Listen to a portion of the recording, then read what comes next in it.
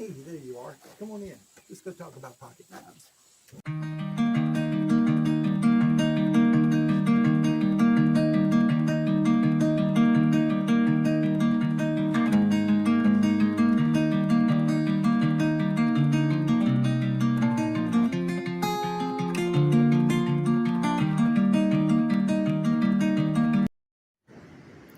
So if you want to repair knives, you're going to have a workspace. It doesn't have to be anything fancy. It doesn't have to be anything large, but you're going to need an area to work and a few tools to use to work in it. I'm going to go over real quick what I use here. These are not all the tools that I have, but it's a good start. First of all, for safety, I've got a full face mask when I want it, regular safety glasses for eye protection, hearing protection, very important too, and dust mask. Dust mask is very important, especially if you're working with bone and antler. Micarta, things like that are very, very bad on your lungs to breathe. So you want that. A paper mask works great. You can get a full respirator, but these paper masks are usually very good. COVID masks, if you have any of the cloth ones left over, they work very well. And of course, I have a small first aid kit with a lot of Band-Aids because we're dealing with sharp objects here. It just makes sense. All right, on to the tools that you have to have and a few things that are helpful but not essential. A small vise, I believe, is essential. This one is about $20 at Harbor Freight. You can get a nicer one if you want, but this is a hobby vise. It tends to do the majority of what I need it to do. It has the removable plastic jaws. Whatever type vise you get, make sure you have some way to protect things, the handles and things like that on knives when you want to, and as well, you have the metal underneath, so make sure those are easily removable. You'll need something to use when you're peening pins. We'll discuss that later, but this chunk of steel just works great. It's a bit of bar stock and very heavy. It's probably 5 or 6 pounds by itself.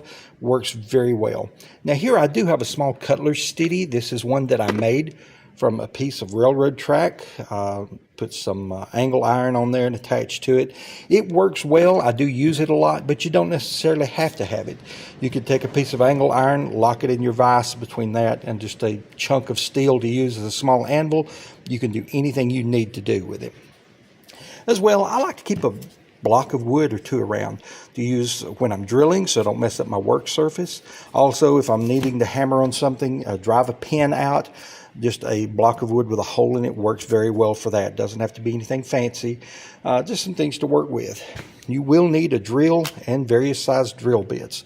Just stock up on those and buy a lot of extra drill bits. We use very small drill bits. They will break. You'll need punches. You have to drive pins out. You'll need punches of various sizes. A file. I consider a file essential. I use it quite a lot. Yes, I've got a sander. Now, I can do without the sander. The majority of what I need to do, I can do if I need to with a file and some sandpaper, but makes it a lot quicker and easier to have a sander, but I still use the file quite a lot. Don't think that we will do without that. Spring clamps are extremely helpful. You will not ever buy too many of these. I buy these at import stores. Sometimes you find them at flea markets, places like that. I've gotten a lot of these for $1.50, $2.50 each. I've got probably a dozen different sizes, different strengths. A hacksaw or saw of some sort that can cut metal, wood, bone.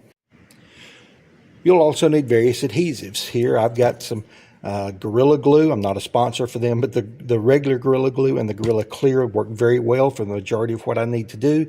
I do carry a lot of epoxies. You'll find yourself using various ones. Super glue, the little single-use packets work well for me because I don't use it often, but when I do, I don't want to use up a bottle or have it dry up before I use it. Doesn't matter. There are good cyanoacrylate adhesives that you can purchase. Stock up on what you want. But if you're starting out on a budget, the very cheap single-use packs work well enough for me. Now here I have a Dremel tool. I use it quite a lot. I keep various bits for it. I bought that when used. I believe it was $10 or $12. You don't have to invest a lot of money in it. Here is a cordless one that I got from Aldi's grocery store. I believe it was $20. So whether you go cordless or corded, a Dremel tool will be very helpful for you. Here I've also got various clamps and hand tools. You'll see I've got a small ball peen hammer here. This has to do with, I think, pipe flaring kits. I use it when I'm pre-peening some of my pins. You may or may not want to do anything like that, but it's available. As well, various pliers and wire cutters. Wire cutters, a good set. I got these very inexpensive at a flea market, and they were used, but they work excellent. Invest in a good pair of wire cutters. You don't want cheap ones. They will just frustrate you. As well, a couple of hammers. I have a small ball peen hammer that I use a lot. I tend to use this more when I am using a punch, using a chisel. So I typically use this more when I'm hitting tools. These are the two hammers I tend to use when I'm peening pins. They're smaller, they're lightweight. This cross peen hammer is one I use a lot. My father gave that to me. This is a small tack or carpet hammer. Small, lightweight hammers work very well for peening, so you'll want some of those.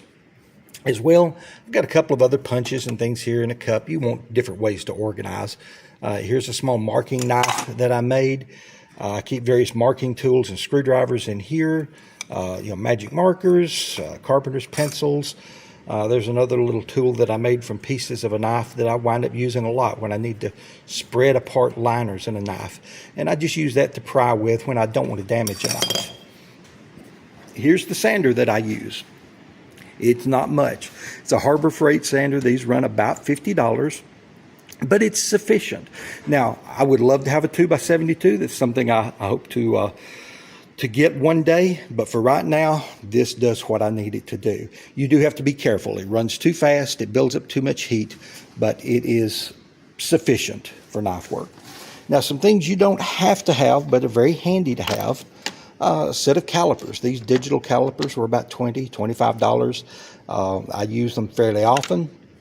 And then storage and mixing tools. I buy the cheap popsicle sticks and packs of index cards when I'm mixing up epoxies and glues. I set these things down, I stir with the sticks, it's all disposable, and I don't mess up my work surface. And for organization of things that I'm in the middle of, projects that I'm right in the middle of, I keep plastic cups. You could drop a couple of knives into that, it works great. I keep packs of Ziploc bags. Little snack size work well. As well, you get some of these small Tupperware style containers. They work very good for organization. I also like to have these containers. I've got 2 or 3 of these in various places around the shop. These are the ones that I use the most. I've got things divided out by the type of blade, and that's where I keep new blades over here, used blades over here. You don't have to have a system like that. But again, I believe I got that at a flea market or a thrift store. It was under $20. So all totaled, with this setup, I say if you had to buy everything new, if you did not have any tools, you did not have a shop at all, this entire setup you could probably get started with for a couple of $100.